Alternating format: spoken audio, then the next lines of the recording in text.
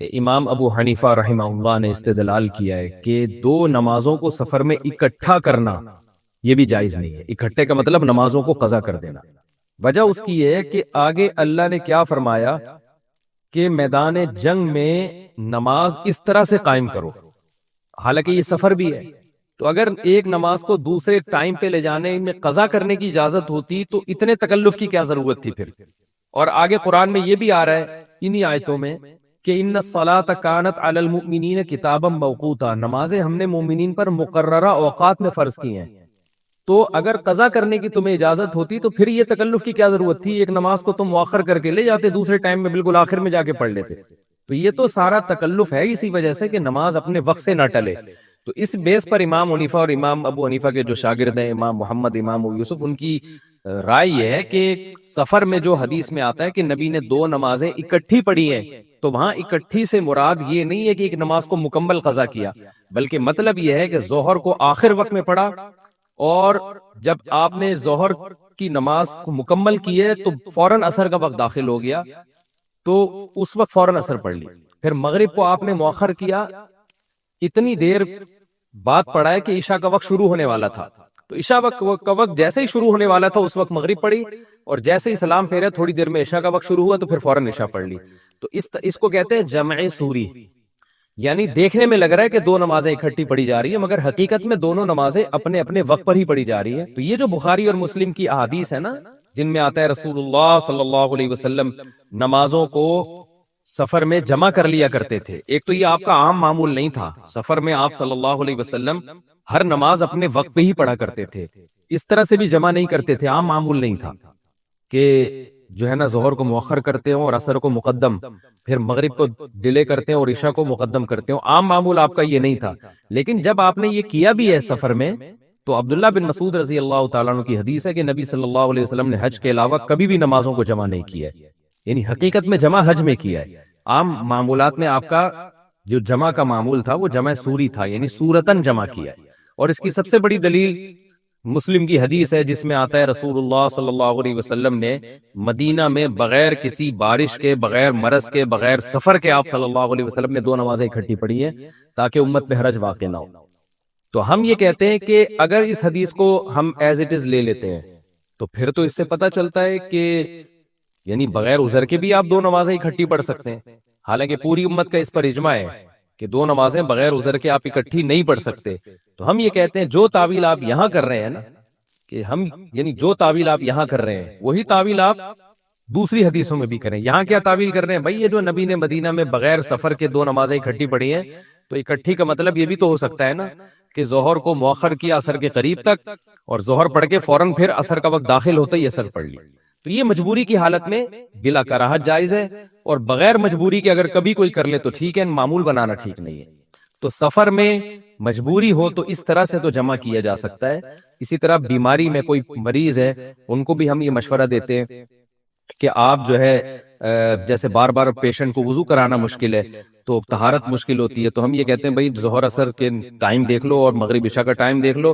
تو ان کے لواحقین سے کہا جاتا ہے، مریض کے تیمارداروں سے، کہ بھائی آپ ان کو وضو کرائیں بالکل آخری وقت میں، جیسے 7:30 پر مغرب کا وقت ختم ہو رہا ہے تو آپ ان کو 7:20 پہ وضو کروائیں، طہارت کروائیں، اور یہ 5 منٹ میں مغرب کی نماز پڑھیں، اور 7:30 بجے سے پہلے سلام پھیر دیں، اور 7:30 جیسے ہی بجیں 1-2 منٹ انتظار کر کے فوراً عشاء بھی پڑھ لیں ساتھ۔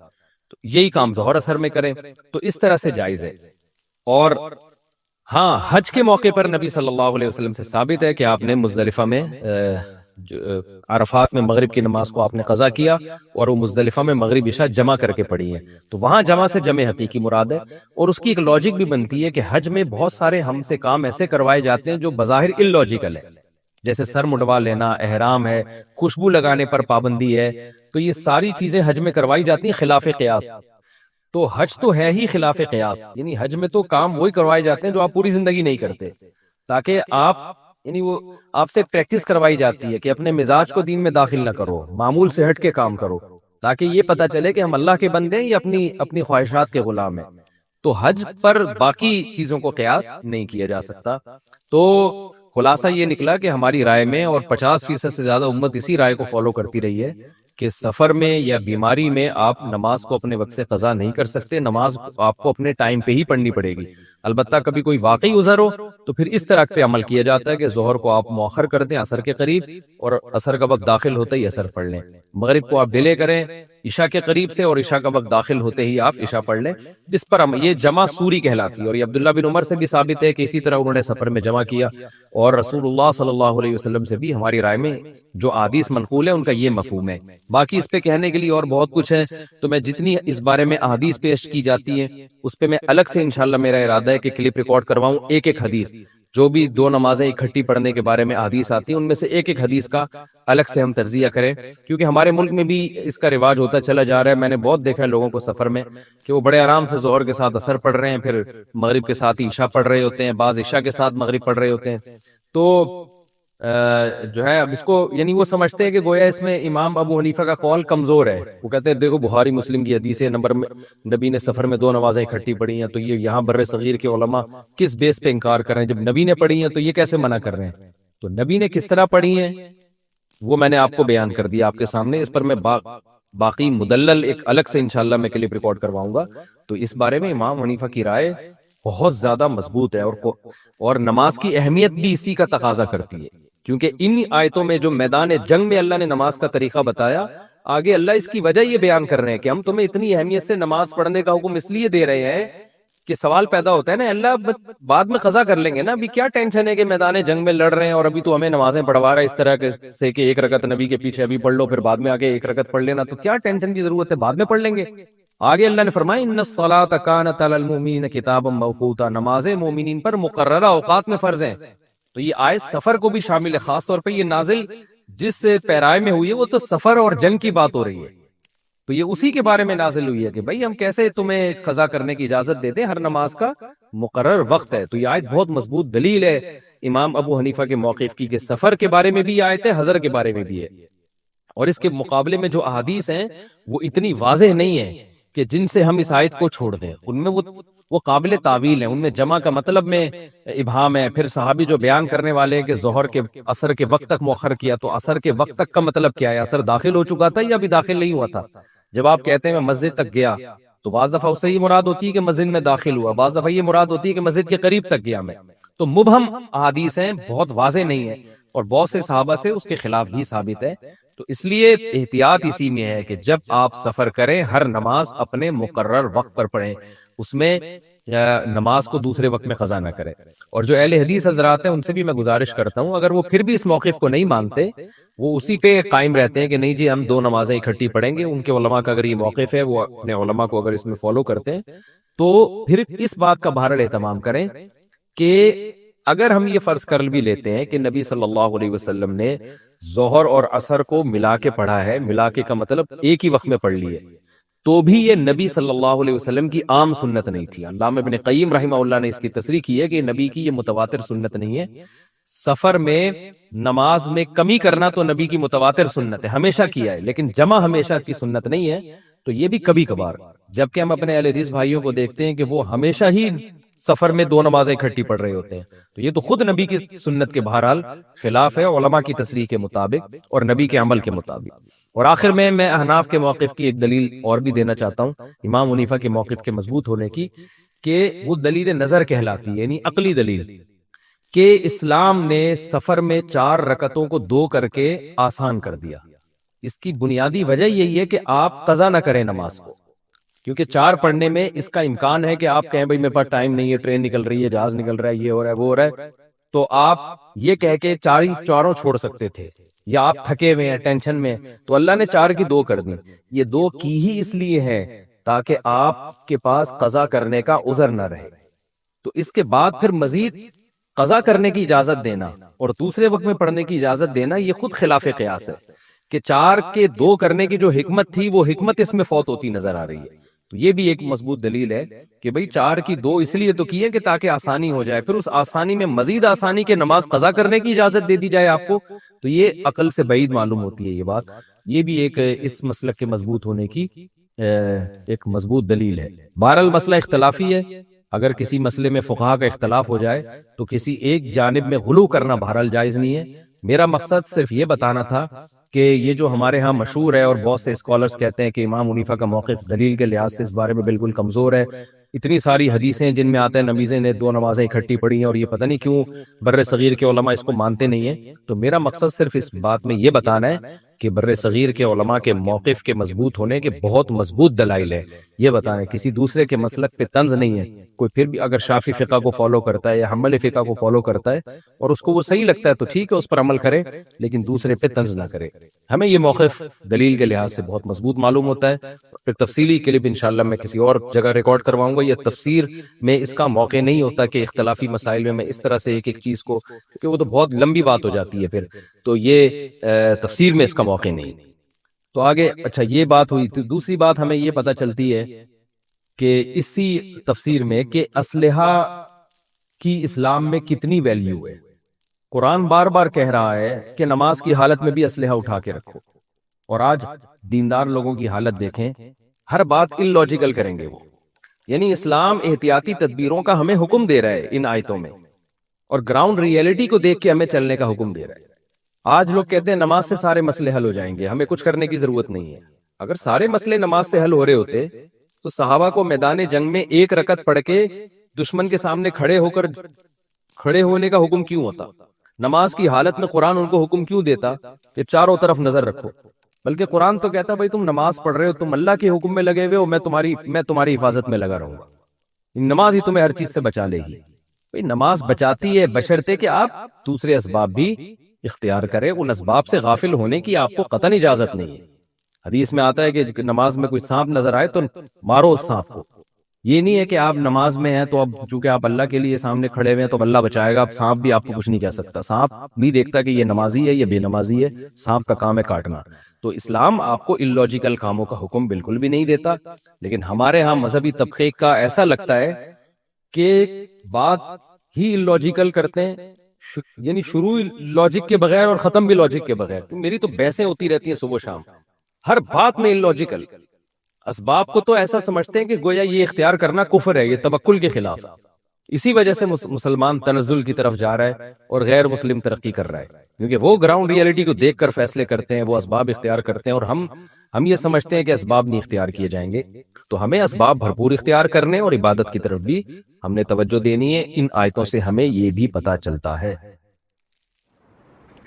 سورہ بلد کی ان آیات میں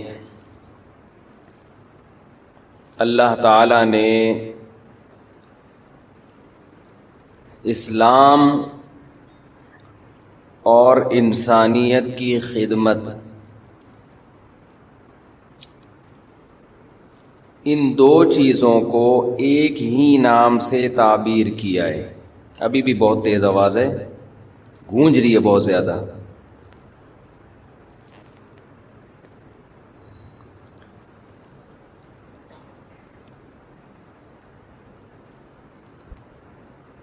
وما ادراک ما العقبہ.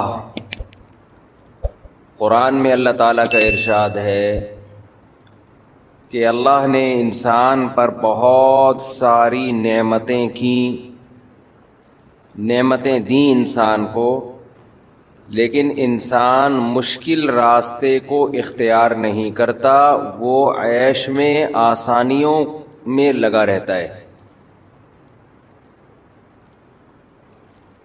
جب بھی کوئی آپ پر احسان کرے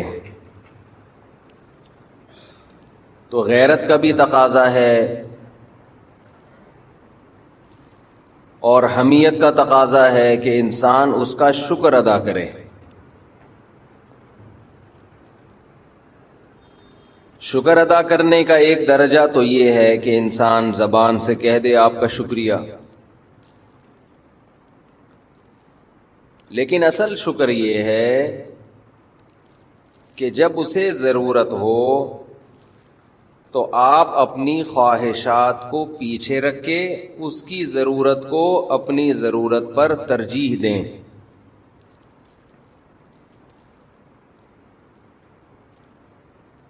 لیکن یہ کام وہ لوگ جو خواہشات کے غلام ہوتے ہیں، وہ لوگ یہ کام نہیں کر سکتے.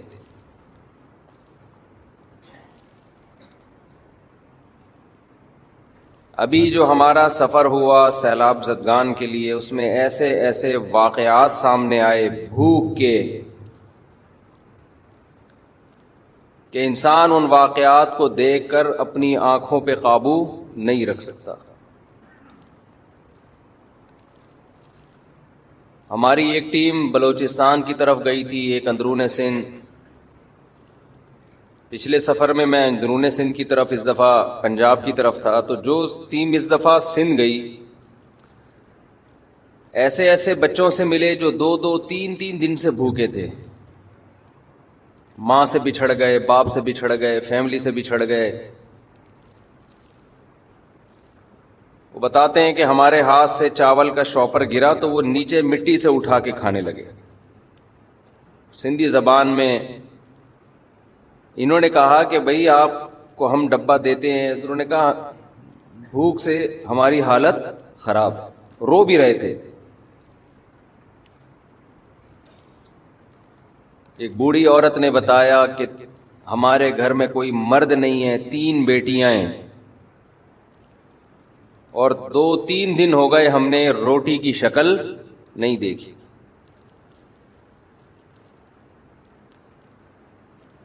ایک دو واقعات نہیں ہیں، یہ واقعات جب ہمارے ساتھی بتا رہے تھے تو خود بھی رو رہے تھے، اور جو مجمع سن رہا تھا وہ بھی رو رہا تھا۔ یہ اندرون سندھ کے حالات ہیں۔ آپ کو یاد ہوگا کووڈ-19 جب کرونا جب پھیلا، لاک ڈاؤن ہوا، تو ہم نے تھوڑا خوراک کی تقسیم کا میں نے پرسنلی انتظام کیا۔ بعض گھروں میں جب گئے وہ آٹا دیکھ کر رونے لگے خوشی سے کہ کئی دن تک ہم نے روٹی نہیں کھائی، بہت دنوں بعد ہمیں آٹا دیکھنے کو مل رہا ہے۔ مجھے اس وقت قرآن مجید کی یہ آیات یاد آ رہی تھیں کہ وما ادراک ما العقبہ، اے انسان میں نے تجھے آنکھیں دی، میں نے تجھے زبان دی، میں نے تجھے نعمتیں دی، لیکن تو عیش میں لگا ہوا ہے، تو اسلام کے مشکل راستے پر چلنے کے لیے تیار نہیں ہے۔ وہ مشکل راستہ کیا ہے؟ اطعام فی یوم ذی مسغبہ، تو بھوک والے دن تلاش کر کر کے بھوکوں کو کھانا نہیں کھلاتا۔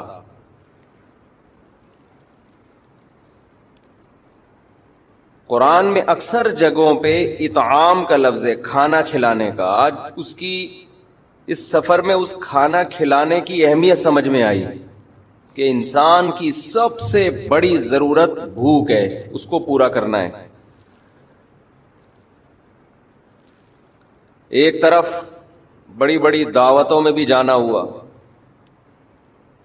کہ کھانا اتنا سا ہوتا ہے اور نکالا اتنا جاتا ہے برتن میں، اور ایک طرف ان لوگوں کو بھی دیکھنا نصیب ہوا جن کو کئی ہفتوں سے پیٹ بھر کے کھانا میسر نہیں ہے۔ سندھ کے ان حالات میں جہاں ان مظلوموں کے لیے خون کے آنسو رونے کو دل کرتا ہے، وہاں ان ظالم سندھ کی حکومت کے لیے بھی دل چاہتا ہے کہ آدمی الٹے ہاتھ سے بد دعائیں کرے۔ کیا اپنی قوم کو کس حالت پہ لا کے ان بدبخت حکمرانوں نے چھوڑا ہے۔ دنیا میں کہیں ایسا نہیں ہوتا۔ کس نے سندھ کی یہ حالت کی ہے؟ کس کا کنٹرول رہا ہے سندھ میں ہمیشہ سے؟ حادثات 2 قسم کے ہوتے ہیں، ایک حادثہ جو قدرت کی طرف سے ہو، جس سے نمٹنے کا، جس کو روکنے کا انسانوں کے پاس کوئی انتظام بولو نہیں ہوتا۔ زلزلہ آ گیا، یہ قدرتی آفت ہے۔ ایک حادثہ وہ ہوتا ہے کہ جو آپ کی بدعمالیوں کا نتیجہ ہوتا ہے۔ یہ پہلے سے محکمہ موسمیات کی پیش گوئی تھی کہ اس دفعہ بارشیں معمول سے بہت زیادہ ہوں گی. کوئی اچھمبا نہیں ہوا ہے کہ ایک دم اچانک سے کوئی اللہ کا قہر یا اللہ کا غضب آ گیا ہو.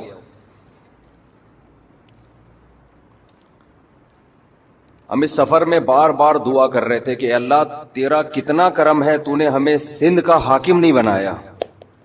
ہماری بخشش کا تو چانس ہی ختم ہو گیا تھا ان بھوکوں اور ان قسم فرسوں اور غریبوں کو دیکھ کے,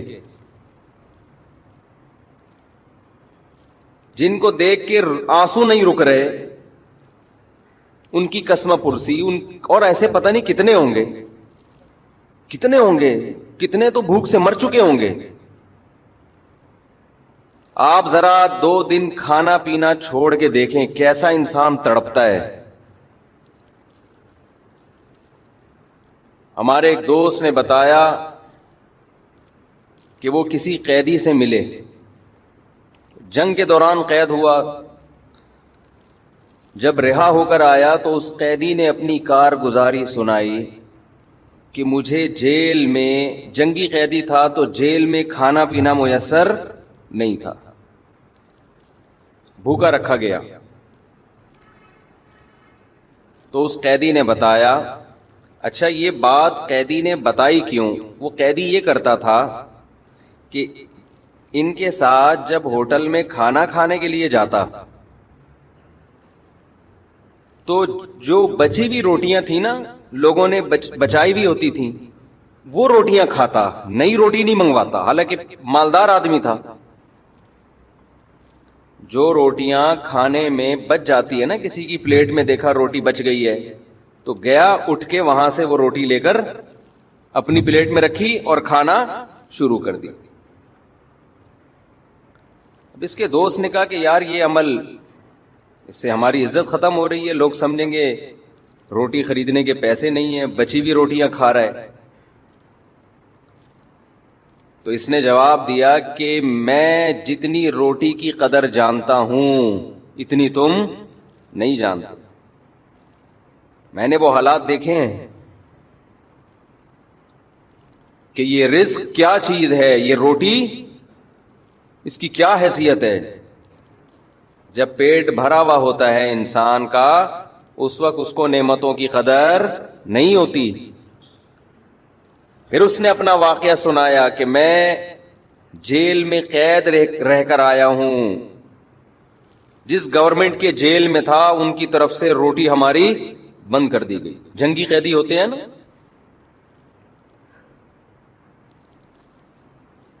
کہنے لگا کہ بھوک سے یہ حالت ہوئی ہماری سب قیدیوں کی کہ کچھ دن کے بعد ہمیں ایک پیپر نظر آیا جس پہ بسکٹوں کا چورا پڑا ہوا تھا. کسی نے بسکٹ کھا کے کہیں ایسے پھینک کے چلا گیا تو اس پیپر کے اوپر بسکٹوں کا تھوڑا سا چورا. کہہ رہے ہم ایسے بھوک سے نا تڑپتے ہوئے اس کی طرف گئے. جیل میں 2 ساتھی تھے, وہ اتنے سے چورے کو ہم نے 2 برابر حصوں میں تقسیم کیا, چھوٹا سا جیسے پاؤڈر کی ایک چٹکی ہوتی ہے. اس وقت ہمیں اس کی بھی قدر معلوم تھی. کہہ رہے 2 برابر حصوں میں تقسیم کیا کہ ایسا نہ ہو کہ میں اپنے ساتھی کا حصہ کھا جاؤں, اور اسے زبان پہ رکھ کے کافی دیر تک چوستے رہے ہیں کہ ایک دم حلق میں نہ اتار لیں ہم اسے.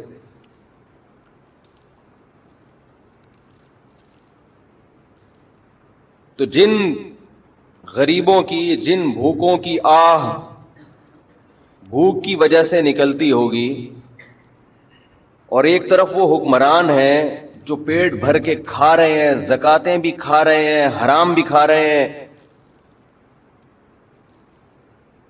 وَلَا تَحْسَبَنَّ اللَّهَ غَافِلًا عَمَّا يَعْمَلُ الظَّالِمُونَ, اللہ کہتے ہیں اللہ کو ہرگز غافل مت سمجھنا, ظالم جو کچھ کر رہے ہیں اللہ اس سے غافل نہیں ہے.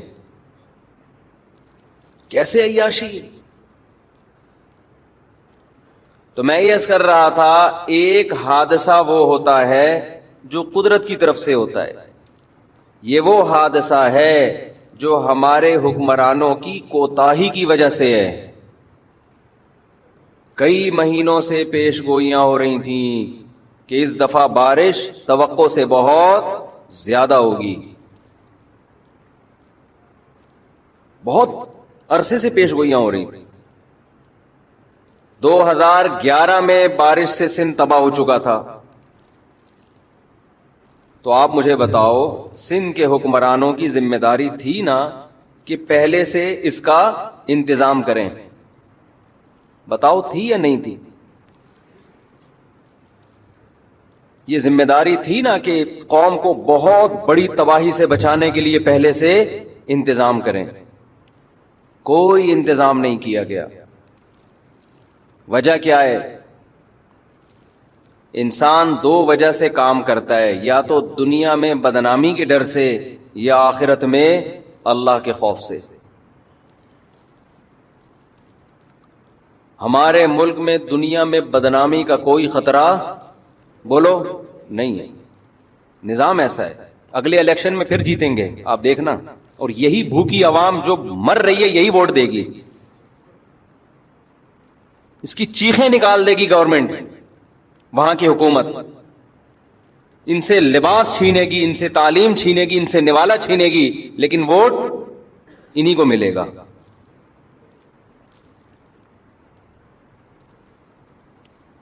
تو بدنامی کا الحمدللہ ہمارے کنٹری میں کوئی خطرہ نہیں ہے.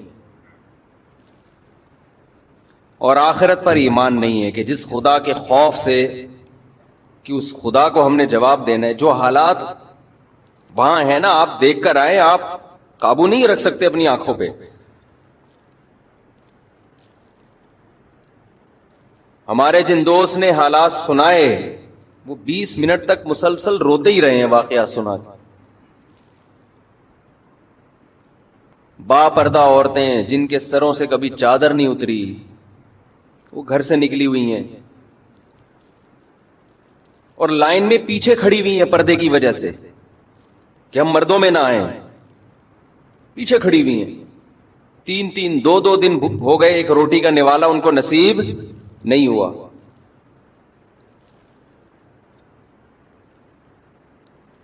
ایسے بوڑھے بھی ملے, انہوں نے کہا سائیں ہم بھکاری نہیں ہیں, ہم بھکاری نہیں ہیں.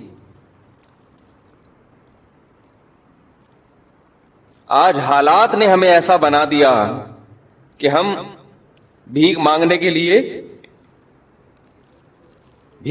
لیے کھڑے ہوئے لائن میں. حالات نے ایسا بنا دیا.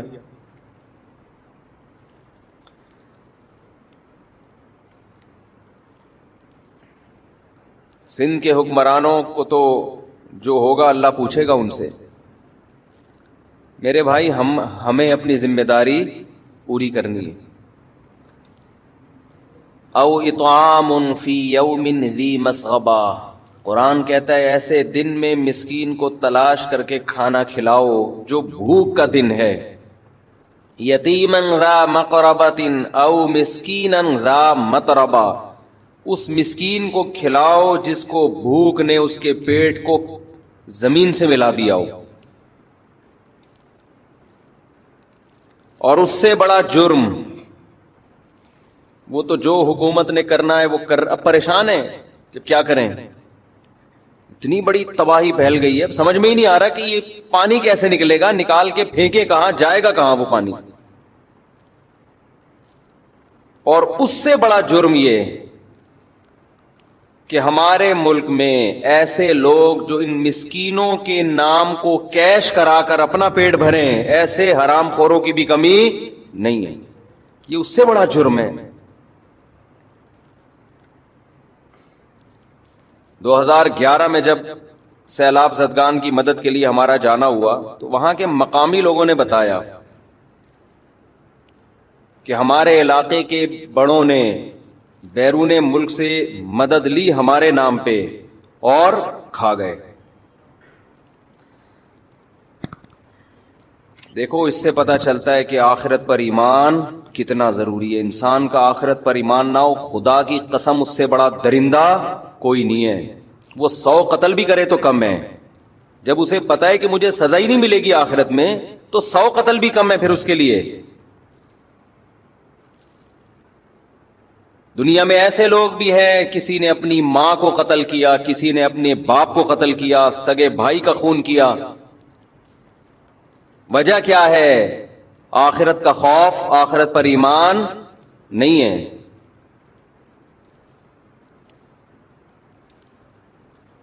یہ جو میں بیان میں بار بار اللہ کا وجود، آخرت، لوگ کہتے ہیں آپ ایک ہی مضمون کو ریپیٹ کرتے ہو. مسئلہ یہی ہے.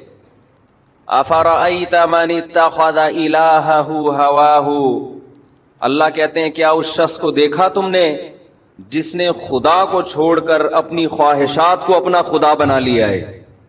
جب آپ اصل خدا پر ایمان نہیں رکھتے تو آپ کا خدا آپ کی خواہشات ہوتی ہیں، اور خواہشات انسان کو بے لگام کر دیتی ہیں.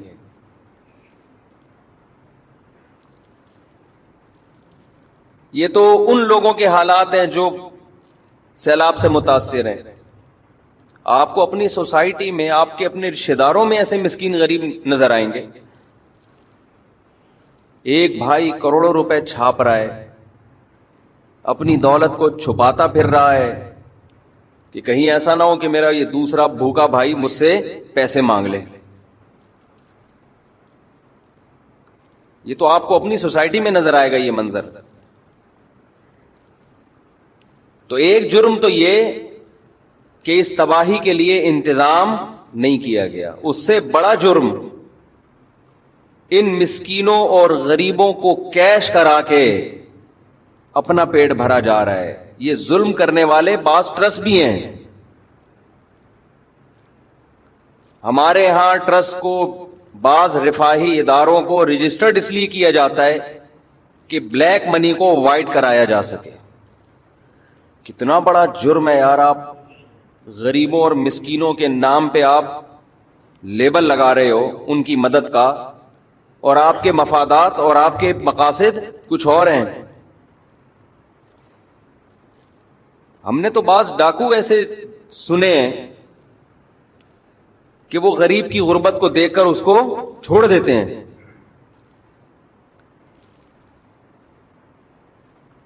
تو اس سیلاب سے ہمیں بہت ساری چیزیں سیکھنے کو ملی. کتنے لوگ ہیں جھوٹ بول بول کے جہاں کوئی سیلاب آتا ہے نا تو وہ غمزدہ ہونے کے بجائے خوش ہو جاتے ہیں. کیوں؟ ان کو نوٹ چھاپنے کا ایک بہترین موقع مل گیا. میں اکثر ایک بات آپ سے کہتا ہوں کہ اس ہمارے کنٹری میں پیسہ کمانے کا سب سے بہترین ذریعہ یہ ہے کہ چار دیواری کھڑی کر کے کچھ یتیم بچے لا کے ڈال دو، نوٹ چھاپو. لوگ نہیں پوچھیں گے کدھر جا رہا ہے یہ پیسہ. تیرے پاس یہ گاڑی کہاں سے آئی جو کل تو پھٹ پٹی پہ گھومتا تھا؟ یہ لینڈ کروزر تیرے پاس کہاں سے آئی؟ یہ حساب دے. آپ حساب دیں گے، وہ آپ کو وہ کہے گا میں اتنا نیک، مجھ سے کون ہوتا ہے حساب لینے والا؟ میں فلاں بزرگ کا بیٹا، میری داڑھی، میری پگڑی، میری ٹوپی، ان چیزوں کو دکھانا شروع کر دے گا. ایسے آدمی کو بولا کرو ایسی کی تیسی تیری. حساب دے. جو انتظامیہ ہے نا محلے کی، اس کا فرض ہے جب بھی کوئی ٹرسٹ کھولے، رفاہی ادارہ کھولے، دیکھو قرآن کا حکم ہے. قرآن نے حکم دیا جب آپس کے لین دین کرو، آپس کے لین دین تجارت کے، ان کو بھی لکھو، حساب کلیئر ہونا چاہیے. تو آپ بتاؤ زکاتوں کے نام پہ ٹرسٹ بنے ہوئے ہوں اور وہ آپ کو حساب دینے کے لیے تیار نہ ہو. اول تو بہت سے ٹرسٹ بنے ہی نہیں ہوتے. 4-6 یتیم بچوں کو لا کے رکھا اور نوٹ چھاپنا. مجھے اتنے فراڈی اس قسم کے مل چکے ہیں کہ اب میں بیزار آ گیا ہوں. ہر دوسرا آدمی لگتا ہے یہی کام کر رہا ہے. کوئی لندن سے آیا ہوا ہے سیلاب کے نام پہ نوٹ چھاپ چھاپ کے لندن سے چندے مانگ رہا ہے.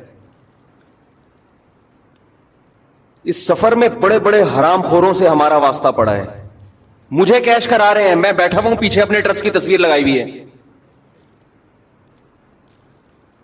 او بھائی مجھے تو چائے پلانے کے نام پہ لے کر آیا، یہ پروموٹ کس کو کر رہا ہے؟ میں تو نہیں جانتا تیرے ٹرسٹ کو. یہ تو کیا کر کیا رہا ہے یہ بیٹھ کے؟ یہ 2 نمبر ہونے کی علامت ہے یا نہیں ہے؟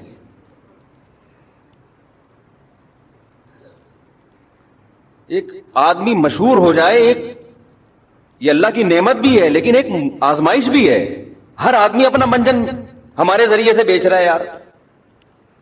ایک صاحب ملے، اپنی ویڈیوز دکھائی، میں سیلاب زدگان کی مدد کر رہا ہوں اور اتنے ڈبے تقسیم کر رہا ہوں، ویڈیو بنا کے نا پھینک رہے ہیں دنیا میں. میں نے کہا اچھی بات ہے بھائی، کر رہے ہیں، اللہ نے کوئی پابندی نہیں لگائی. سبحان اللہ، اللہ اور برکت دے. بعد میں تحقیق کی تو پتا چلا کہ یہی منجن ہے ان کا پیسے کمانے کا. مشہور لوگوں کے ساتھ سیلفیاں، تھوڑا سا ہمیں تو اپنی کراؤڈ میں پتہ ہی نہیں ہوتا آدمی کس کی چائے پینی ہے، کس کمبخت کی نہیں پینی، کس کے پائے کھانے ہیں، کس کمبخت کے نہیں کھانے. کون کمبخت ہمیں پائے کھلا کے اپنا منجن بیچ رہا ہے. کچھ ایسا دماغ بوکھلا گیا ہے سفر کے دوران. کون عقیدت میں ہاتھ چوم رہا ہے تو سچی مچی کے چوم رہا ہے، کون کمبخت اپنا منجن بیچنے کے لیے چوم رہا ہے. ایک آدمی آیا سفر میں، مفتی صاحب اتنی عقیدت ہے مجھے آپ سے، گلاس تلاش کر رہا ہے میرا کہ کس میں پانی پیا ہے مفتی صاحب نے. میں نے کہا یہ بچ کے رہو، اس کوئی بڑی فلم لگ رہا ہے مجھے.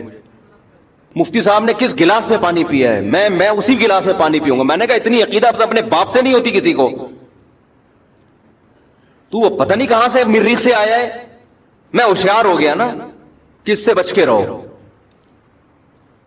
اتنی بڑی داڑھی، ایسے سرمے لگائے ہوئے ہیں. میں نے کہا یہ شکل سے فراڈی لگ رہا ہے مجھے، اس نے سرما کیوں اتنا ٹھوپا ہوا ہے کم وقت میں. تیری شادی ہو رہی ہے جو تو سرمے لگا کے آیا یہاں پہ. اتنی بڑی داڑھی ماشاءاللہ، اور آنکھوں میں بڑے بڑے سرموں کے ڈورے. اور بیٹھ گیا کہ جناب میں ابھی زیادہ بتاؤں گا سمجھ جائے گا میری بات ہو رہی ہے. پھر ایک نئی ٹینشن کھڑی ہوگی. میں یوں کرتا ہوں اور میں نے ابھی کیا بتاؤں، وہ سمجھ جائے گا. بے غیرت آدمی دبا کے منجن بکوایا.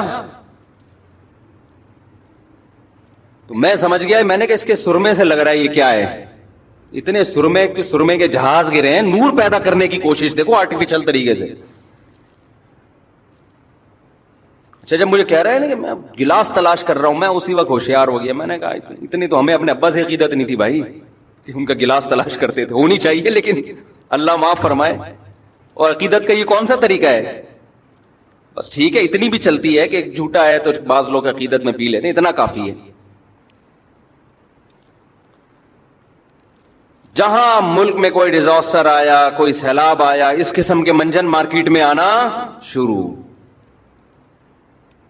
لندن سے چندے ہو رہے ہیں، امریکہ سے چندے ہو رہے ہیں، ویڈیو بنا کے بھیجیں. اس لندن والوں کو، امریکہ والوں کو بیچاروں کو کیا پتا یہ کمبخت سیلاب سے پریشان نہیں ہے، یہ خوش ہے. یہ 6 ڈبے یہاں بانٹے گا اور باقی کیا کرے گا، یہ پیسہ کمائے گا. کون دیکھ رہا ہے کھڑے ہو کر. میں اس نتیجے پہ پہنچا ہوں جب تک کوئی ریلائبل ٹرسٹ نہ ہو، اس کا آڈٹ کا مضبوط نظام نہ ہو، اور آپ نے خود جا کے نہ دیکھا ہو، ہرگز کسی کے ساتھ تعاون کرنے کی ضرورت نہیں ہے. ایسے پیسہ پھینکنے کے بجائے بہتر ہے خود کھا لو. الحمدللہ بہت سے ٹرسٹ ایماندار بھی ہیں، یہ نہیں ہے کہ سارے غلط ہو گئے، یہ مطلب نہیں ہے. رفاہی ادارے الحمدللہ بہت سے ایسے ہیں جو پراپر وے میں کام کر رہے ہیں. بہت سے لوگ نیک بھی ہیں الحمدللہ، لیکن نیک اور اچھے لوگ کم ہیں، اس فیلڈ میں فراڈی لوگ زیادہ ہیں. اور یہ مطلب بھی نہیں ہے کہ داڑھی والے فراڈی ہوتے ہیں. بعض فراڈی داڑھی رکھ لیتے ہیں، سرمے لگا لیتے ہیں. اب ایسا نہ کوئی سرما لگا کے بیٹھا ہو تو آپ اس کو بولے مفتی صاحب نے بولا تھا یہ یقیناً شکل سے فراڈی ہے، سرما لگا کے بیٹھا ہے.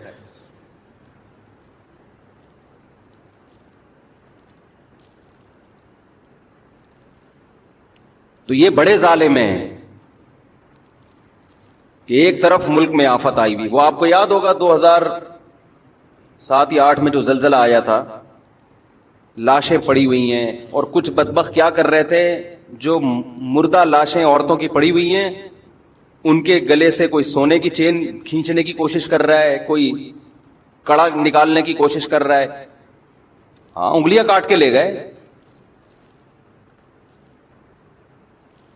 اللہ پہ اعتماد کرو بھائی. جو رزق عزت کے ساتھ مل جائے وہ سوکھی روٹی اس غیر اخلاقی حرکت سے 1000 گنا بہتر ہے. لیکن یہ فلسفہ جب سمجھ میں آئے گا جب دنیا کو مسافر خانہ سمجھے گا. یار جتنا عزت سے مل رہا ہے ٹھیک ہے, یہاں کون سا ہمیشہ رہنا ہے. جب مسافر خانہ نہیں سمجھے گا تو لوٹ کھسوٹ کی کوشش کرے گا. ٹرینوں کے حادثے ہوتے ہیں. ہمارے دوست ٹرین میں آ رہے تھے, پرانی بات ہے, آپ کو یاد ہے, ایک بہت بڑا حادثہ ہوا تھا ٹرین کا. اس میں کچھ تبلیغی جماعت کے لوگ آ رہے تھے. جماعت مجھ سے ملی, میری سلام دعا تھی ان سے. انہوں نے بتایا کہ ہم سے جو اگلا ڈبہ تھا نا, اس سے آگے انجن تک مکمل ٹرین تباہ ہو گئی تھی. یہ اذان دے رہے تھے فجر کی یا پتہ نہیں ظہر کی, اور اس سے آگے کے جتنے ڈبے تھے وہ سارے کہہ رہے ہم جب نیچے اترے تو ایسے پچکی ہوئی لاشوں کے انبار لگے ہوئے تھے. وہاں بھی کیا ہوا ہے, کچھ بدبخت لوگوں نے ان لاشوں کی جیب سے پیسے نکالنا شروع کر دیے. الحمدللہ اچھے لوگ بھی ہیں, ایسا نہیں ہے, ہمارے ملک میں غیرت مند لوگوں کی بھی کمی نہیں ہے, جنہوں نے ان کو سہارا دیا, ان زخمیوں کے لیے کی فکر کی, ان کو کھلایا پلایا. لیکن جو اس طرح کے حادثات میں اس کی قسم پرسی سے فائدہ اٹھانا شروع کرتے ہیں, بھائی اس کا اگر وہ مر بھی گیا ہے تو یہ اس کے وارثوں کا حق ہے, تمہارا تھوڑی ہے. یہ اس کے وارثوں تک پہنچاؤ. نہیں پہنچ سکتا چھوڑ دو اس کے حال پہ.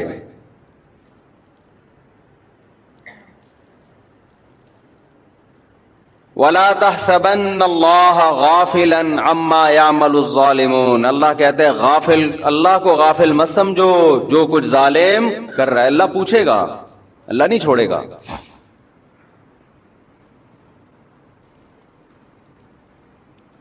تو کچھ تباہیاں وہ ہوتی ہیں جو قدرت کی طرف سے ہوتی ہیں, اور کچھ تباہیاں وہ ہوتی ہیں جو ہماری اپنی مس مینجمنٹ کی وجہ سے ہوتی ہیں. پھر کچھ حالات وہ ہوتے ہیں جن میں آپ غریب اور مسکین کی مدد کرتے ہیں, اور کچھ ظالم وہ ہوتے ہیں جو نہ صرف مدد نہیں کرتے بلکہ ان غریبوں کو کیش کراتے ہیں. میرے بھائی ہماری بہت بڑی ذمہ داری ہے کہ ہم ان لوگوں تک پہنچیں اور صحیح اور غلط میں ہم فرق کریں. ایسے ٹرسٹ بھی ہیں کہ جن کے مقاصد ہی کچھ اور ہیں, مقاصد ہی کچھ اور ہیں.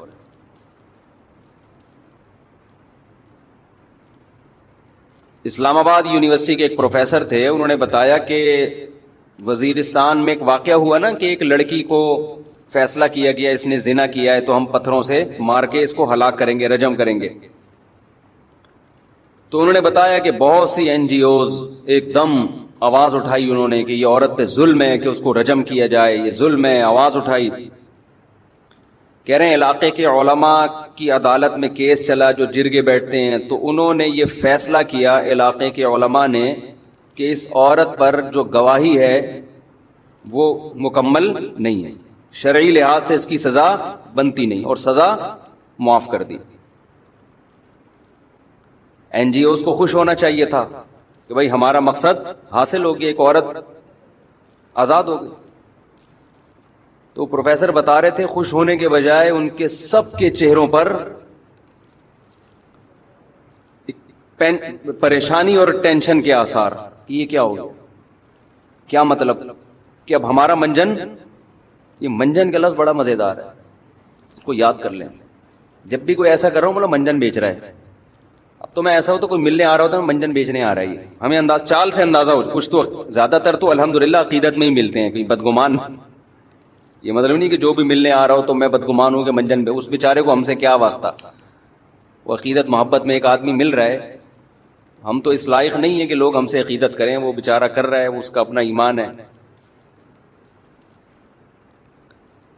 لیکن منجن بھی الحمدللہ بکتا ہے. یہ لفظ یاد رکھ لیں کہ منجن بیچ رہا ہے. آ جائیں گے آپ کے پاس بڑی بڑی داڑیوں میں, یتیم خانہ کھولا ہوا ہے فلانا. اب جا کے تحقیق کرو یار کہ اتنا نیک کہ یتیموں کا اتنا خیال اس کو, اور ایسے لوگوں میں بہت سو نے اپنی بہنوں کی وراثتیں کھائی ہوئی ہوتی ہیں، اپنے یتیم بھائی کا مال کھایا ہوا ہوتا ہے.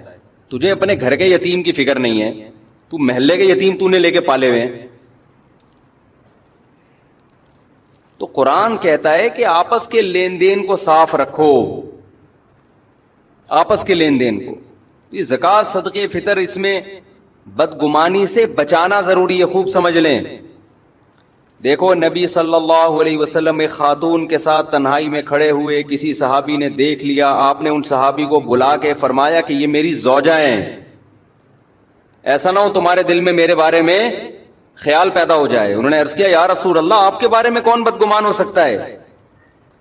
نبی نے فرمایا یہ تمہارے ایمان کا مسئلہ تھا، اگر ذرا سی بدگمانی آ جاتی تمہارا ایمان ختم ہو جاتا. ہمارے پیغمبر نے تو یہ نہیں کہا کہ مجھ پہ کون ہوتا ہے کوئی شک کرے مجھ پہ. آج آپ کسی سے پوچھ لیں کہ حضرت یہ کیا ہو رہا ہے، یہ آپ سائیکل سے ایک دم لینڈ کروزر پہ کیسے آ گئے؟ اگر اس کا کوئی رفاہی ادارہ ہے، نہیں ہے تو آپ کو کسی کے ذاتی معاملات سے کیا. میں یہ نہیں کہہ رہا کہ ساری دنیا جا کے پوچھے، جو علاقے کے لوگ ہیں یا انتظامیہ ہے اس کا تو فرض بنتا ہے نا پوچھے. ہمارے ایک استاذ ہر سال حج کرتے تھے، اور کسی مدرسے کے منتظم بھی تھے وہ. اب منتظم بھی ہے، ہر سال حج بھی کرے، تو بدگمانی ہوتی ہے کہ ایسا تو نہیں مدرسے کے چندوں سے بھائی لوگ حج کے لیے تھوڑی دیتے ہیں. اچھا یہ خوب سمجھ لو، مولوی کا شیطان بھی مولوی ہوتا ہے، یہ ہم نے علماء سے ہی سنا ہے. وہ اس کو نا ہیلے سکھاتا ہے. ایکچولی میں حج مدرسے کے چندے سے اس لیے کر رہا ہوں کہ میں جب حج پہ جاؤں گا تو مجھے روحانی قوت ملے گی. یہ سب مولویوں کی بات نہیں کر رہا، علماء سے بدگمان نہ ہو. کام میں پہلے میڈیا بہت علماء کے خلاف پروپیگنڈا کر رہا ہے. مولوی فراڈی نہیں ہوتے، فراڈی لوگ مولویوں کا روپ اختیار کر لیتے ہیں. ہم نے علماء کے ساتھ وقت گزارا ہے الحمدللہ. ہم نے علماء میں جتنا تقویٰ، للہیت اور سخاوت دیکھی ہے اتنی مجھے کسی اور میں نظر نہیں آئی، کم از کم میں نے تو نہیں دیکھی. لیکن اس کا یہ مطلب نہیں ہے کہ جو بھی داڑھی رکھ لے، جو بھی ٹوپی پہن لے بس وہ یا کسی بزرگ کا بیٹا ہو. یہ بھی اتنا بھی لوگ دیکھتے ہیں حضرت جی کا بیٹا ہے. بھائی نوح علیہ السلام کا بیٹا تو کافر تھا، کسی کا بیٹا ہونے سے تھوڑی پتہ چلتا ہے. معاملات تو سب کے لیے، اصول تو سب کے لیے ایک جیسے ہیں. بیٹا ہوگا، باپ ہوگا، پھپھا ہوگا، چاچو ہوگا، یہ اس کا ہیڈک ہے، ہمارا ہیڈک نہیں ہے. وہ ایک امام صاحب جو تھے نا، وہ کیا کرتے تھے، وہ پیسوں کے معاملات میں بہت دو نمبری کر رہے تھے. تو ایک مقتدی نے بول دیا ان کو کہ بھئی آپ کیا کر رہے ہیں، اور زیادہ ڈیٹیل میں جاؤں گا تو پھر لوگ سمجھ جاتے ہیں کس کی بات ہو رہی ہے. میں بہت مبہم باتیں کر رہا ہوں. میرے کلپ ہر جگہ پہنچ رہے ہوتے ہیں.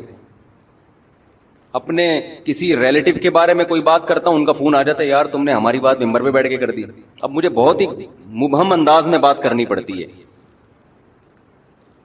تو وہ انہوں نے کہہ دیا کہیں امام صاحب سے کہ حضرت یہ کیا ہے. تو امام صاحب جوش میں آ گئے، میں تیرے خلاف بد دعائیں کروں گا. انہوں نے کہا حضرت الٹے ہاتھ سے نا رات کو آخری وقت میں اٹھ کے ذرا کر لیا کریں تاکہ ایک ہی دفعہ میں آپ کو تسلی ہو جائے.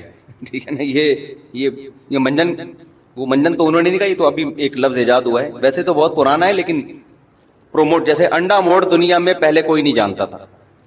میں دنیا میں جہاں بھی جا رہا ہوں لوگوں کو کراچی میں انڈا موڑ کا الحمدللہ، انڈا موڑ والوں کو چاہیے مجھے پیسے دیں اس کے. حقیقت ہے. کوئی بھی، میں خود نہیں جانتا تھا، کراچی میں اتنے سال سے رہ رہا تھا، مجھے نہیں پتا تھا انڈا موڑ کا. جب سے میں آیا ہوں الحمدللہ ساؤتھ افریقہ کیا تنزانیہ کے جنگلوں میں شیر اور چیتے کو بھی معلوم ہے کہ انڈا موڑ کہاں ہے. تو اتنی عزت الحمدللہ انڈا موڑ کو ملی ہے ہماری وجہ سے. تو انڈا موڑ والوں کا اتنا تو فرض بنتا ہے نا، پیسے نہ دیں عزت دے دیں. پیسے تو میں نے مذاق میں کہہ دیا. تو وہ امام صاحب کو انہوں نے کہا حضرت یہ جو اتنا چندہ آ رہا ہے، کوئی حساب، کوئی کہاں جا رہا ہے، کس کو، کوئی رسیدیں، مسجد کے لیے آ رہا ہے نا.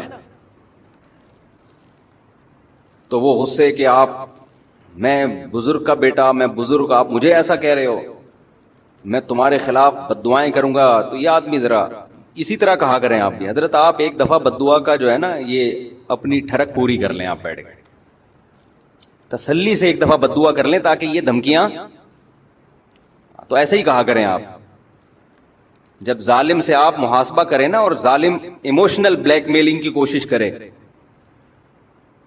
تو کوئی, جیسے عاملوں کے بارے میں بھی یہ کہتا ہوں نا, عامل کہتا ہے میں تیرے اوپر اتنے جنات بھیج دوں گا, تو یہ اور یہ, تو بولے یار تو ایسا کر ایک دفعہ بھیج دے. صحیح ہے. یہ ٹوپی ڈرامے ہمارے ساتھ, یہ منجن یہ کہیں اور جا کے بیچنا, یہ ادھر نہ بیچ تو منجن. دیکھو بہت سے مسائل آپ کے کانفیڈنس سے حل ہوتے ہیں, جھگڑوں سے حل نہیں ہوتے. وہ ایموشنل بلیک میلنگ پہ آ گیا, آپ ایک دم جذبات میں آ گئے, وہ تو چاہ رہا ہے کہ آپ جذبات میں آؤ. تو آپ کا کام ہے بالکل بھی سب سے پہلے آپ نے گھبرانا نہیں ہے. ٹھیک ہے, گھبرانا نہیں ہے بالکل. وہ میں واقعہ سناتا ہوں نا کہ ایک بندے کی کال آئی میرے پاس, مجھے کہنے لگا کہ میری آمدن کم ہے, میرے سسرال کا مطالبہ ہے کہ بچوں کو اچھے اسکولوں میں پڑھاؤ, بچوں کو اچھے اسکولوں میں اچھے اسکولوں کی فیس افورڈ نہیں کر سکتا. مجھ سے مشورہ لیا اس نے, تو میں نے کہا نہیں پڑھاؤ.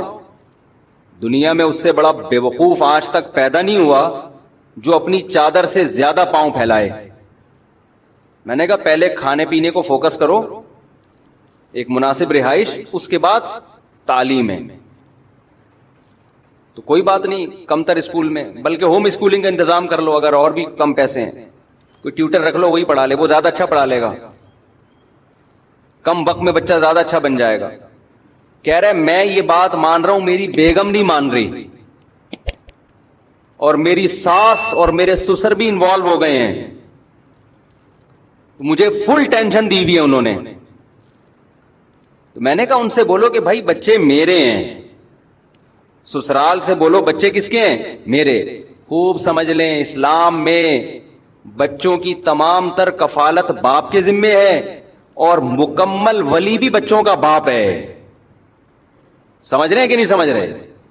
آدھا اسلام تو ہماری خواتین نے لے لیا کہ بچوں کی تمام تر کفالت باپ کے ذمے ہے, باقی جو آدھا تھا نا کہ یہ باپ ہے, اس گھر کا باپ کون ہے, حکم کس کا چلے گا, اس کا چلے گا, یہ والا ہماری خواتین نے اسلام سے نہیں لیا. ماں کے اپنے حقوق ہیں لیکن آرڈر کس کا چلے گا؟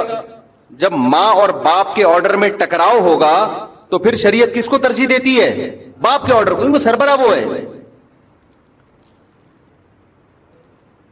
پھر مثالیں دی جاتی ہیں یورپین کنٹریز کی کہ وہاں کتنی آزادی ہے, تو وہاں تو پھر باپ کے ذمے تھوڑی ہو, تو ماں کا آدھا خرچہ ماں کے ذمے ہے. تو مجھے کہنے لگے کہ بھائی میرا سسرال انوالو ہوا ہے. میں نے ان سے کہا, ان سے بولو بھائی میرے بچے, میں باپ ہوں, میں فیصلہ کروں گا کیا کرنا ہے انہوں نے. اور میں نے کہا بڑے مضبوط اعتماد کے ساتھ ان کو بول دو کہ بھائی آپ کا مشورہ ہم سنیں گے, مشورے سے آگے بڑھنے کی کوشش نہ کریں, اس سے زندگی تباہ ہوتی ہے انسان کی. اور یاد رکھو اخلاق کا ایک دائرہ کار ہے, اس سے آگے نہیں ہے. اخلاق نہیں, بدماشی ہے. پھر اسلام میں جہاں اخلاق ہیں تلوار بھی تو ہے نا آگے, اور یہ دنیا کے ہر ملک مانتا ہے اس کو. پہلے محبت ہے. اگر دنیا میں کوئی گورنمنٹ ایسی دیکھی جو اخلاق سے قانون پہ چلوا رہی ہو, آپ کو کوئی گورنمنٹ ایسی دیکھی آپ نے؟ آپ امریکہ گئے جی, لال بتی پہ جناب وہ گاڑی روکنی, آپ نے نہیں روکی, پولیس والا آیا, کائنڈلی ایکچولی دیکھیے ایسا تو ٹکر ہو سکتی ہے, کوئی بندہ اسٹیکر بن جائے گا, خام خامے گاڑی پہیے کے نیچے چپک سکتا ہے, اب اتنے ایکسیڈنٹ ہوں گے, آئندہ اپنا خیال رکھیے گا. آپ نے پھر سگنل توڑا, پھر گورنمنٹ نے بولا کہ آپ اس کو تبلیغی جماعت میں نکالو, یہ بار بار سگنل توڑ رہا ہے, اس کو زبردست قسم کی موٹیویشن کی ضرورت ہے. کہیں دنیا میں ایسا دیکھا آپ نے کہ نہیں جی جرمانہ نہ لگاؤ اس بیچارے پر, پتہ نہیں 2 وقت کی روٹی اس نے کھائی بھی ہے کہ نہیں کھائی ہے, جرمانہ لگا دیا تو کہاں جائے گا؟ جیل میں مت ڈالو, ہائے بیچارہ 4 دیواری کے پیچھے جائے گا, پتہ نہیں کس حال میں ہوگا. نہ ہم انسانیت, انسان پہلے ہے, باقی سب قوانین بعد میں. دنیا میں کوئی ایسا ملک دیکھا, ایسا بیوقوف ملک دیکھا ہے تو بتا دو بھائی. نہیں ہوتا بھائی دنیا میں کہیں. گورنمنٹ نے پہلے لوگوں کو بتا دیا, اسکولوں میں تعلیم بھی دے دی, اچھے شہری ہونے کی علامت ہے لال پہ رکتے ہیں, ہری پہ کوئی نہ چلے تو اس کو بھی پیچھے سے ہارن دے کے گالیاں پڑنا شروع ہو جاتی ہیں. تو بھائی جیسے دنیا میں ایک کنٹری ایک ریاست ہے, تو گھر بھی کیا ہے, بولو نا, ایک ریاست ہے. اس کا باپ جو ہے نا, جو مرد ہے وہ سربراہ ہوتا ہے. بد اخلاقی نہ کرے مرد, بالکل اجازت نہیں ہے. ہمارے نبی اخلاق کے اعلیٰ معیار پہ تھے, گھر کے معاملات میں خاص طور پہ. لیکن آپ سے, آپ کی استطاعت سے بڑھ کر اگر کام, یا آپ کے رائٹس ہی آپ سے کوئی چھیننا شروع کر دے, تو محبت, دو دفعہ محبت, 3 دفعہ محبت, اس کے بعد بھائی اس بارے میں ہم سے بات کرنے کی چندہ ضرورت بولو نہیں. تو میں نے اس کو بول دیا کہ بھائی بولو میری گنجائش نہیں ہے, میں نہیں پڑھا سکتا, اٹ ازنٹ پاسبل, انگلش میں بتا دو. تو خیر وہ انہوں نے یہ ترکیب استعمال کی, تو ان کے سسرال والوں نے, سسر صاحب نے کہا کہ صرف تمہارا بچہ ہے کیا, ہمارا بچہ نہیں, ہمارا بھی تو نواسا ہے نا. تو انہوں نے مجھے فون کیا کہ وہ یہ کہہ رہے ہیں کہ صرف تمہارا بچہ ہے, ہمارا نہیں ہے, ہمارا بھی تو ہے. میں نے کہا مسئلہ حل ہو, آپ کے سسرال نے مسئلہ کیا کر دیا, حل, زبردست. اب اس کو مہنگے سے مہنگے اسکول میں ایڈمیشن کرواؤ اس کا. کہتے ہیں کیوں بھائی, میں نے کہا اس لیے کہ آپ کا بھی ہے ان کا بھی ہے, لہذا آدھا خرچہ آپ اٹھائیں گے, آدھا خرچہ سسرال اٹھائے گا. کیا خیال ہے, آدھا خرچہ کون اٹھائے گا, سسرال, کیونکہ ان کا بھی تو ہے. اور بالکل صحیح بات ہے, ان کا بھی ہے. پیڑے کھانے کے لیے ہمارا ہے, خرچے اٹھانے کے لیے کس کا ہے, تیرا ہے. میں نے کہا ان سے بولو بالکل آپ کا بھی ہے, لہذا آدھی فیسیں کون اٹھائے گا, سسرال. اور جتنے بچے بھی مارکیٹ میں, کیونکہ میرا بیان سن رہے ہیں تو اسپیڈ بڑھے گی اب ان کی, جو آدمی میرا بیان سنتا ہے اسپیڈ بڑھنا شروع, گھروں میں رونق پیدا ہوتی ہے بچوں سے. عورت کو تو زیادہ فائدہ ہے اولاد کا, اسی کے کام آئیں گے یہ بڑھاپے میں, اور اسی کے آنکھوں کی ٹھنڈک ہیں. اسی کو فیملی پلاننگ والوں نے بیوقوف بنا دیا کہ نہ پیدا کرو. چھوٹا بچہ جتنا ماں کی آنکھوں کی ٹھنڈک بنتا ہے نا, اتنا باپ کی آنکھوں کی ٹھنڈک نہیں بنتا. اور جب بڑا ہو جاتا ہے پھر تو وہ آؤٹ پٹ ہے, پھر وہ تو پھر خرچہ کرے گا ماں باپ کے اوپر. تو خیر یہ تو اگلا ٹاپک ہے, اس پر میں بولتا رہتا ہوں. تو خوب سمجھ لیں, بعض چیزوں میں انسان میں اپنے اندر کانفیڈنس پیدا کرنا پڑتا ہے. تو یہ میں نے گھر کا واقعہ سنایا, لیکن اصولی طور پر یہ رفاہی اداروں کے بارے میں بھی ہے, مسجدوں کے بارے میں بھی ہے, مدرسوں کے بارے میں بھی ہے. کہ آپ جب کسی سے پوچھ رہے ہیں, ایسے نہیں کہ ہر ایرا غیرہ آ کے پوچھنا شروع کر دے کہ بھائی تو سائیکل پہ گھومتا تھا, تو نے یتیم خانہ جب سے کھولا ہے, تیرے تو ہر سال حج ہو رہے ہیں, تو یہ کائنڈلی آپ بتائیں گے کہ یہ کیا, کہاں سے آ رہا ہے. اگر اس کو غصہ آ گیا اور لال پیلا نیلا ہونا شروع ہو جائے, اس کا مطلب کہاں سے کھا رہا ہے یہ, بولو انہی یتیموں کے مال کو کھا رہا ہے کما. پھر اگر بولے میری داڑھی دیکھ کے ایسی باتیں کرتے ہوئے تمہیں شرم نہیں آتی, آپ بولو بالکل بھی شرم نہیں آتی ہے. جب آپ کو ایسے کام کرتے ہوئے داڑھی رکھ کے شرم نہیں آتی, تو ہمیں بولتے ہوئے کہاں سے شرم آئے گی. شرم تو کم وقت تمہیں آنی چاہیے. پھر اگر وہ بولے کہ میں دعائیں کروں گا, آپ بولو بھائی ابھی کر لے, ابھی کر لے, تاکہ تجھے حسرت نہ رہے کہ میں نے کسی کے خلاف بد دعا نہیں کی. تو وہ مشہور مقولہ ہے نا کہ کوے کی بد دعاؤں سے اگر بیل مرنے لگیں تو کوئی بیل دنیا میں زندہ رہے گا. بتاؤ کووں کے کھانے کا بھرپور انتظام کب ہوتا ہے, جب کوئی بھینس یا بیل مر جاتی ہے. 6 مہینے تک کووں کا پیٹ بھرتا ہے. ہر کوے کی خواہش ہے کہ جتنے بیل اور بھینسیں ہیں سب مر جائیں. صبح یہ جو کوے کائیں کائیں کر رہے ہوتے ہیں نا, یہ بیلوں کے خلاف بد دعائیں کر رہے ہوتے ہیں اصل میں, کہ اللہ کرے یہ بھی مرے. جیسے بدعتی مولوی اگر کوئی محلے میں میت نہ ہو تو وہ ٹینشن میں آتا ہے کہ میرے کھانے پینے کا انتظام ختم ہو گیا. ایسا ہوتا ہے نا کوئی گھر, اب تو یہاں شہروں میں کم ہو گیا, گاؤں دیہاتوں میں بہت ہوتا ہے کہ ایک آدمی کے گھر میں میت ہو گئی تو وہاں کوئی بدعتی مولوی تھا, اس کے مزے لگ گئے, ایصال ثواب کے نام پہ بریانیاں بھوڑے جا رہے کھانا کھائے جا رہے ہیں. بعض لوگ غریب ہوتے ہیں لیکن اللہ نے ان میں غیرت بڑی رکھی ہے. مجھے ایسے لوگ یاد رہ جاتے ہیں. میں جب یہاں آیا امامت کے لیے کئی سال پہلے، تو لوگ عقیدت محبت میں علماء کی دعوت کرتے ہیں، ان کی اپنی عقیدت، ان کی اپنی محبت، ان کو ہم ملامت نہیں کرتے. ان کے ایمان کا تقاضا یہی ہے کہ وہ علماء کی دعوت کریں. ہماری مصروفیات کا تقاضا یہ ہے کہ یہ نہیں کہ جو بھی بلا رہا ہے بس گھر کا کھانا ہی چھوڑ دے آدمی. کسی نے کہا نا کہ میں بدعتی مولوی کی ایک نشانی میں بتاتا ہوں، وہ مرتے دم تک اپنے گھر سے کچھ کھایا نہیں کرتے. تو اب میری دعوتیں شروع ہو گئیں. میرے ساتھ ایک پٹھان تھا باجوڑ کا تھا، یہ پتہ نہیں دیر بنیر کا، مجھے یاد نہیں. وہ بیچارہ گنے کا رس لگاتا تھا ادھر صدر میں گنے کا رس بیچتا تھا وہ، اور گردوں کا مریض تھا. بہت غریب. ایسے غریب کو اگر فری میں آفر آئے وہ تو خوش ہوگا نا، اب میری جب 2-3 دعوتیں ہوئی تو میں اس کو بھی لے گیا ساتھ میں. شروع میں ہمیں تجربہ نہیں تھا کہ دعوت کا انکار کیسے کیا جاتا ہے نا. اب لوگ زبردستی لے جاتے ہیں، چل بھائی اب منع کریں گے. تو اب اللہ کا شکر ہے پتہ ہے کہ کیسے انکار کرنا ہے نا. تو 2-3 دعوتوں میں جا کے میں تو پھر سائڈ پہ ہو گیا نا. میں نے کہا بھائی ہمارا اب اس کے علاوہ کیا کوئی کام ہی نہیں ہے. اس کے گھر کے کوفتے اچھے ہیں، وہ پائے اچھے بناتا ہے، وہ بریانی اچھی بناتا ہے، تو وہ چپلی کباب اچھے بناتا ہے تو بناتا ہے. بھائی اب یہ تو نہیں کہ ہم اسی کام میں لگے رہیں. تو جس نے جو دعوت کر رہا تھا نا مسلسل، اس نے کسی اور مولانا صاحب کو پکڑ لیا. اس کا بہرحال ایک اچھا جذبہ تھا، اس کو تو میں نہیں کہوں گا. اس نے کہا یار میرے گھر میں کوئی نہ کوئی دیندار ہونا چاہیے دسترخوان پہ. اس کا یہ جذبہ تھا. اب کسی دوسرے مولانا کو پکڑا، وہ بار بار جا رہے ہیں اور یہ بھی ساتھ میں نا. تو ایک دن وہ مولانا بےچارے دعوت میں پہنچے ہوئے، یہیں بیٹھا ہوا مسجد میں پیچھے بیٹھا ہوا. میں نے کہا یار آپ نہیں گئے دعوت میں؟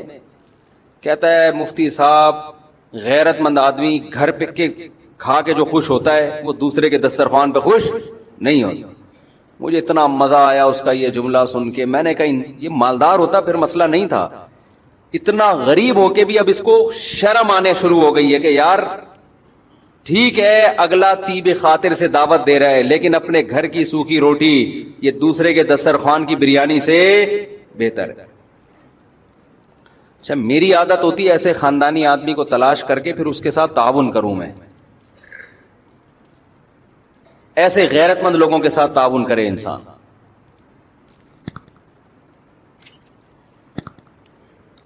ہمارے